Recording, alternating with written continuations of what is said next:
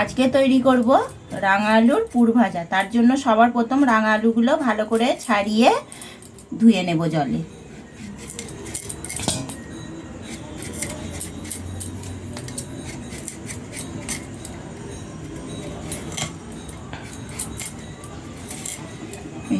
এবার এটা একটু পাতলা করে কাটবো, তাড়াতাড়ি তাহলে সিদ্ধ হয়ে যাবে। এরকম গোল গোল করে কেটে নিয়েছি।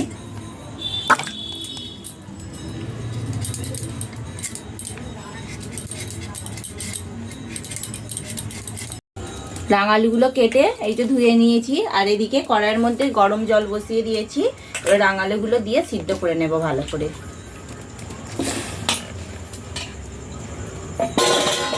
সিদ্ধ বসিয়ে বন্ধুরা এদিকে নারকেলটা আমি কুড়িয়ে নিচ্ছি।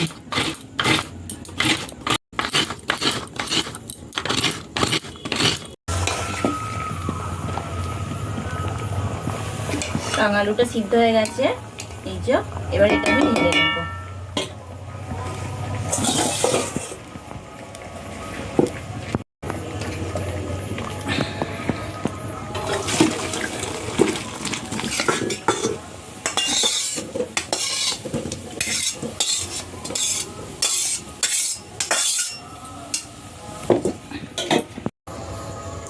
রাঙা আলুটা ততক্ষণে একটু ঠান্ডা হতে দেব, ততক্ষণ এইদিকে আমি নারকেলের পুরটা তৈরি করে নেব। তার জন্য যে নারকেলটা কুড়িয়ে নিয়েছিলাম সেটা সবার প্রথম কড়ার মধ্যে দিয়ে দেব।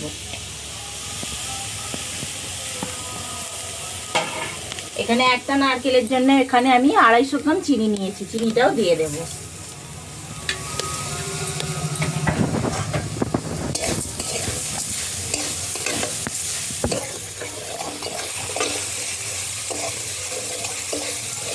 নারকেলের পুরের মধ্যে দিয়ে দেব থেঁতো করে রাখা 2টো এলাচ।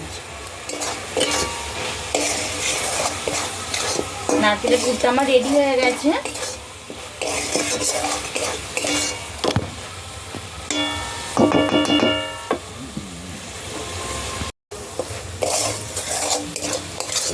এবার এটা আমি ঢেলে নেব।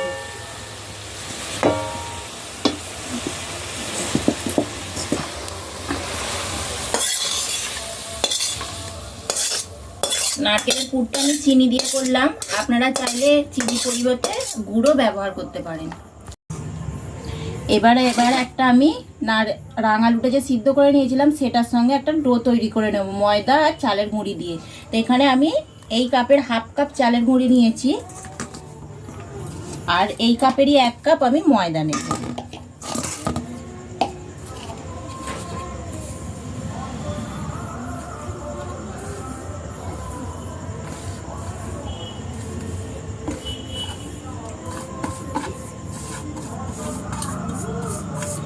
যে 1/2 কাপ চালের গুঁড়ি আর 1 কাপ ময়দা নিয়ে নিয়েছি।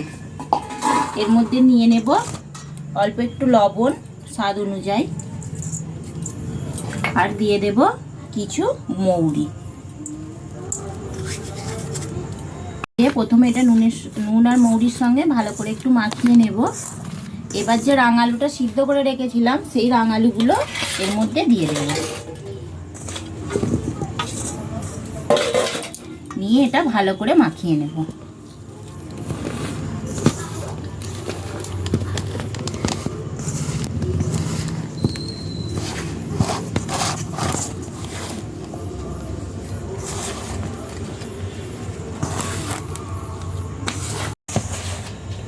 রাঙালু দিয়ে মাখানোর পর যদি মনে হয় জল লাগবে তাহলে কিন্তু দেবেন, আগেই কিন্তু জল দিয়ে দেবেন না। রাঙালুটা দিয়ে ভালো করে মাখবেন, তারপর যদি জল লাগে ব্যবহার করবেন। এই যে রাঙালুটা দিয়ে মাখাতে আমার এইরকম হয়েছে, খুব শক্ত। আমি এখানে অল্প একটু জল ব্যবহার করব, একদম সামান্য একটু জল দেব।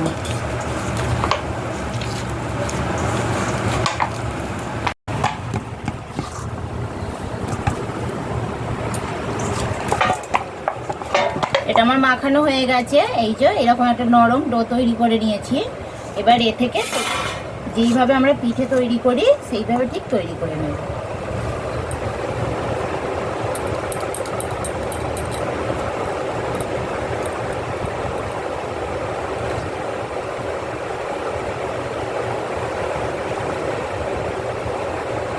এবার যে নারকেলের পুরটা করেছিলাম সেটা এর মধ্যে দেব, দিয়ে এইভাবে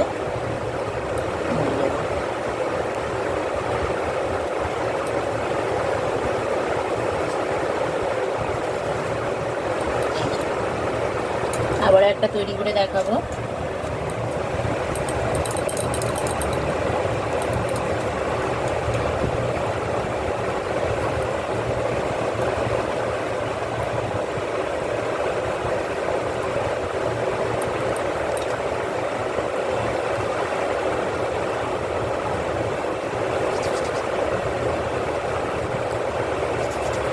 এইভাবে কিছু আগে আমি তৈরি করে নেব।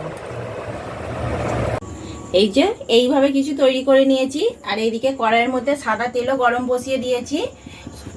একটা খেয়াল রাখতে হবে যে রাঙালুর এই তৈরিগুলো যখন তেলের মধ্যে দেবো, তেলটা যেন খুব ভালো করে গরম হয়।